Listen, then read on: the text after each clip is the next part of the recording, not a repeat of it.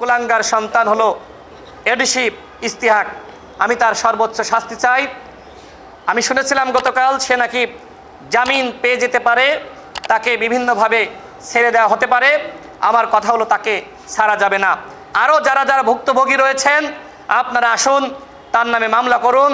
এরকম অসংখ্য পুলিশের ক্যাডার সন্ত্রাসী যারা রয়েছে তাদের প্রত্যেকের নামে মামলা করতে হবে। পুলিশ সংস্কার কমিশন গঠিত হয়েছে, কিন্তু এখনো পর্যন্ত পুলিশের সন্ত্রাসীদেরকে গ্রেপ্তার করা হচ্ছে না। এইভাবে যদি এই সন্ত্রাসীরা মাপ পেয়ে যায় তাহলে গণহত্যার বিচার হবে না। আমার সর্বশেষ কথা হলো, আওয়ামী লীগ যে গণহত্যা চালিয়েছে, এই আন্তর্জাতিক অপরাধ ট্রাইব্যুনাল তার একটি খসড়া বিধান তৈরি করা হয়েছিল।